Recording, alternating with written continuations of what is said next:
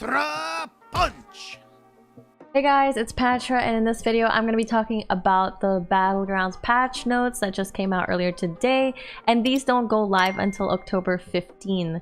So yeah, we have a bit of time before they go live, and this is a pretty big patch, so I'm really excited to jump right into it because I do agree with a whole lot of this stuff. Alright, so the first thing that we see is Bartendotron, and Bartendotron has been removed. Good. I'm really happy about this change because Bartendotron has been around since the beginning of Battlegrounds, and he's just overshadowed by Omu now and the new elemental battleground hero, which is Cinnavala, right? That just came out. So yeah, not being seen a lot, not getting played, one of the worst heroes. I never picked him, did you? Yeah, so I'm really happy about this. Next thing is Ragnarok got 2 slight nerfs, and we all knew this was coming because Ragnarok was just absolutely overpowered. One of the best heroes right now, if anything, the best. And I was saying this on my stream also, I think that we need to kill 25 enemy minions to activate Sulfuras, not kill 20 enemy minions. And I'm glad other people and the Play Hearthstone team agreed with that also, and this is exactly what they did. You now have to kill 25 enemy minions to activate Sulfuras. And the next slight nerf that they made, instead of giving your leftmost and your rightmost minion +4/+4 once you activate Sulfuras, it's now giving your left and rightmost minion +3/+3. So toning it down a little bit just to make him more fair and balanced, and honestly Ragnarok will be just fine. I just want to say something also. On average, the current Ragnarok hero power would activate as early as turn 6 and as late as turn 8. So this new hero power should activate like a turn later, so I'm guessing turn 8 or turn 9 it'll activate Sulfuras. We'll see. So what I think people will do is not level. There is a level turn right around that area, so what I think that people might do is not level and try and make their board stronger so that you can guarantee activating that Sulfuras, because that's exactly what you need to stay alive, and you'll do whatever you can to get Sulfuras because that's your golden ticket to top 4 or first place or second place. So yeah, you don't want to get 7th or 8th place by not activating that Sulfuras, so you got to do what you got to do. Moving along to Myev Shadowstorm, and Shadowstorm? Myev Shadow Song. Anyways, so what did they do to Myev Shadow Song? After your minion, after you get your dormant minion, there's usually a +1/+1 buff, right? It's moving to it's a slight nerf, and it'll now be after you get your dormant minion, you'll get it with +1 attack, no more +1 on the health. And you know what? Honestly, this is fine because the whole point of Myev was to get triples and get a minion from the tier above, usually a tier 5 or tier 6, you know, some sort of direction. And you know, you might lose some early games or some mid games because you know you got like 1 less buff stat on the health, but it still doesn't change the purpose of Myev, so just get those triples and win, right? I don't mind it, it's just a way to keep her more check. It's like a slight nerf, and I really like that they're just doing these like minor tweaks to see what it's like instead of some crazy nerfs and just destroy the hero completely, so I totally agree. And you know what? Myev, what she usually uses her hero power on is like grabbing, you know, Battlecry buffers or extra gold from that pirate 3 gold girl. I don't even know what her name is. Why don't I know her name? And a lot of your early board minions that you triple and such aren't even going to stick around for your final comp, right? So those stats don't even matter. So yeah, like I said, just this nerf was just to make her slightly more fair, make you lose a couple of early battles. Just as long as you get your triples, Myev Shadow Song will still be really strong. So yeah, I agree with this. Next, we have Cinnavala. And you know what? So they gave Cinnavala a buff because it wasn't seeing a whole lot of play, being a new hero and all. So this is a tribal hero, and what it used to be is after you play 3 elementals, reduce the cost upgrading Bob's Tavern by 2. It's getting buffed to reducing the cost of reduce the cost of upgrading Bob's Tavern by 3. and will this make it a lot better? It's hard to say, but I'm not the biggest fan of tribal heroes since they lock you to a certain tribe, and it's just really hard to pull off at times if you're not finding the certain tribe that you need. And I would say the current best tribe hero is Murgle, and Cinnavala was one of the weakest currently, so maybe with this buff it could be as good as Murgle or better. So something we'll have to test out. So I'm really happy with this. I hope Cinnavala sees more play. Yeah, we'll have to test it out. Next thing, we have Patchwork, and Patchwork got a buff. And this is good because not a lot of people were playing Patchwork. So it went from 50 health to 55. And mind you, he used to be 60 HP, but he got put down to 50.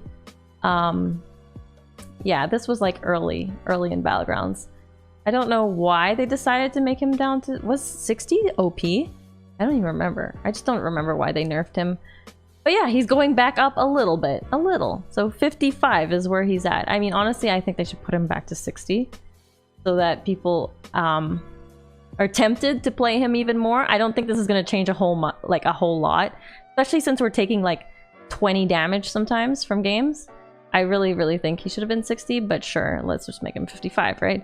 And see how that goes. Like I said, they're just making little tiny tweaks to not just overpower anything or just not disrupt anything in the game. So this is fine. Just make him more fair, I suppose. Next, we have Sindragosa. And what it used to do is passive hero power. At the end of your turn, frozen minions get +1/+1. And it's going up to +2/+1. Instead of +1/+1. And I really think that this slight power spike will help, because you usually buy these minions on 5 gold or 6 gold, and just having extra stats are just nicer for Sindragosa, because Sindragosa isn't the best hero right now either. I look at these buffs kind of like Light Fang buffs, and yeah, pretty sweet for the first couple of turns. And after that, Sindragosa's hero power is kind of like useless because you don't care about the stats later on. It's just for the early game. So yeah, anything that helps bad heroes, I'm for it. Next we have King Mookla, and he got a buff actually, but they're not showing a picture of him. I don't know why. Bananarama now has a chance to give Mookla a big banana that gives a minion +2/+2. So it's a good slight buff, which we needed because King Mookla is not the best. No idea on the percentage rate of it giving a big banana. So versus like I don't know the percentage rate of it giving a big banana versus a normal banana. Is it 50%? Is it 10%? Because it matters. We need to know, Blizzard. We need to know. So some testing there too. All right, moving along to the Battleground minions, because there's some things that they're changing. Whirlwind Tempest has been removed from Battlegrounds, guys. Why did they do this? Okay, let's talk about this. So Whirlwind Tempest being removed means that there's one less elemental in tier 4 now. And the reason they possibly removed it was because Mega Wind Fury can snowball when you have big minions, and they just take out half of your opponent's boards, and it's just kind of annoying, right? Or it takes out key pieces of your opponent's board that actually matter, and they just die. And I also think they wanted to get they wanted to make it a little bit harder to get Wind Fury, whereas it was like so easy before. You could just buy the Whirlwind Tempest, and you could just like easily just have Mega Wind Fury just by buying that. And so by taking him out, the only way you can get Mega Wind Fury now is by tripling the Crackling Cyclone. I had to look that guy's name up because I totally forgot his name. Crackling Cyclone. It's the 4/1 with Divine Shield. Yeah, just triple him, you get Mega Wind Fury. But yeah, I like that it's just not going to be that easy anymore to get Mega Wind Fury. It was funny. It was funny at the start. I even made a video that was saying like Mega Wind Fury is funny as hell. But then after some time, it's kind of annoying, and we don't want, you know, anybody getting like annoyed with their games by half of their board getting wiped out by Mega Wind Fury. So yeah. Next thing is Pogo Hopper has also been removed from Battlegrounds, and yeah, before you guys get sad because of all the Pogo memes being gone now, I just want to say Pogo being removed is a nerf to Jandice, and this is terrific because we don't want to nerf Jandice. She's actually fine without Pogos, so I'm really happy about this. Jandice with Pogo was just like brainless, right? It was just like OP, just yep, get Pogo. Yes, I got Pogo, I win. Just get Bran and just, oh my gosh, it was, yeah. Now you gotta be now that Pogo's not around, you gotta be creative with Jandice. So I really like this. But you know what? With Pogo being gone, Arana is just absolutely terrible. I mean, people who played Arana would get Pogos, right? I mean, I've seen an Arana demon build, but yeah, Arana's just bad now. Oh my god, just so bad. And you can never make Pogos with Bran anymore, so I guess you're just gonna sort of try and find a Murloc build with Bran. But yeah, I also don't like Bran.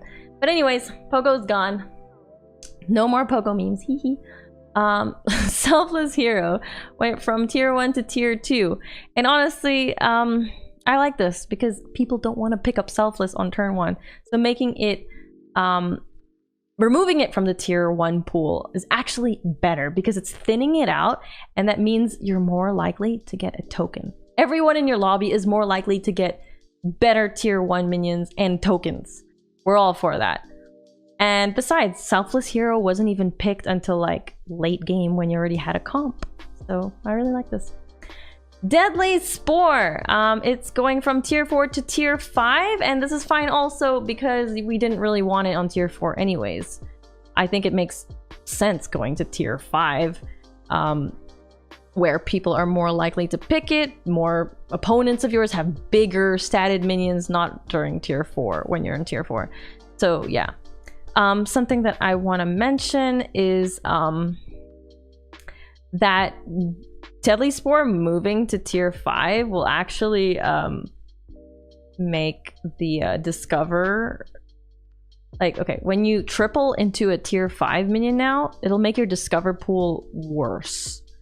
Yeah, because normally when you triple into tier 5, you're trying to look for your key minions, which is like Bran, Baron, Mama Bear, Nomi. These are like key minions that give you direction. So Deadly Spore coming into tier 5 is just gonna ruin that pool a little bit. So maybe you don't just YOLO into tier 5 anymore, because it's just like, oh. We'll also talk about that a little bit more because Lil Rag is also getting kicked out of tier 5 into tier 6. So yeah, sorry, spoiler alert. But yeah, I really like this. I really like that the Spore is tier 5. It just makes more sense. Okay, Salty Looter. So what I think about this is, okay, Salty Looter is going from +3/+3 stats to +4/+4. So yeah, like slightly better in stats now. And I totally agree with this because Salty Looter is a tier 3 minion and his stats should be of that of a tier 3 minion. Its previous 3/3 stats were the same as tier 2 minions, right? We pick up 3/3s in tier 2. So I really do like this buff, and it's making it 4/4 in stats is basically the same as a crowd favorite, a hangry dragon, just yeah, other minions of the same tier.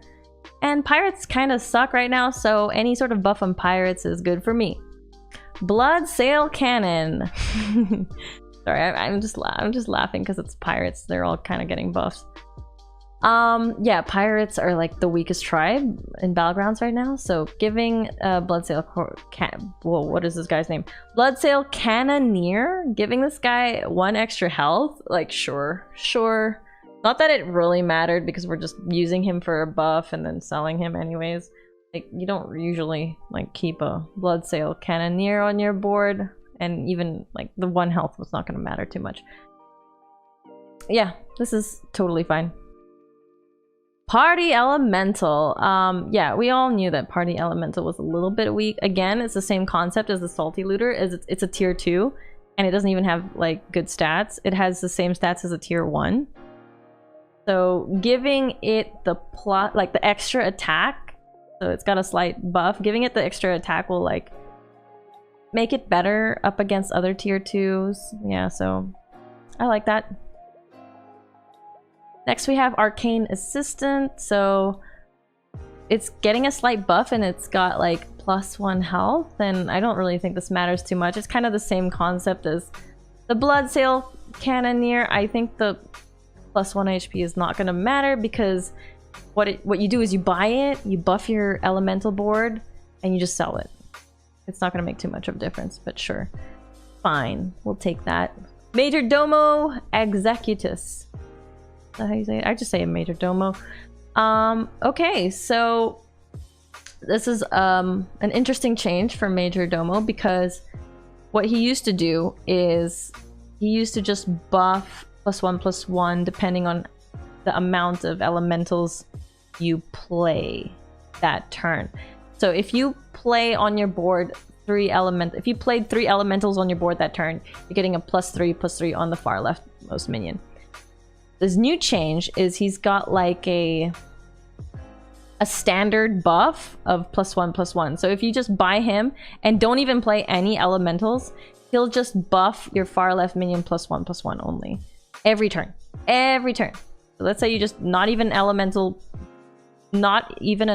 comp, you just get a +1/+1 on the far left. So yeah, even better if you are an elemental comp, which you should get Major Domo for. Yeah, I like that they improved him because he was just considered a bait minion. Every time you see him in the shop, people are like, just bait, bait, bait, bait. Even if you were an elemental comp and you bought like 3 elementals that turn, you don't even want to buy Major Domo.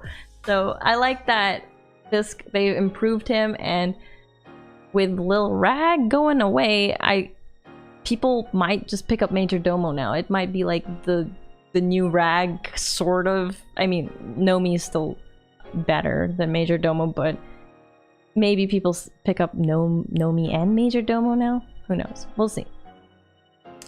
Lil Rag. So yeah, I mentioned this twice already, that Lil Rag is going from tier 5 to tier 6.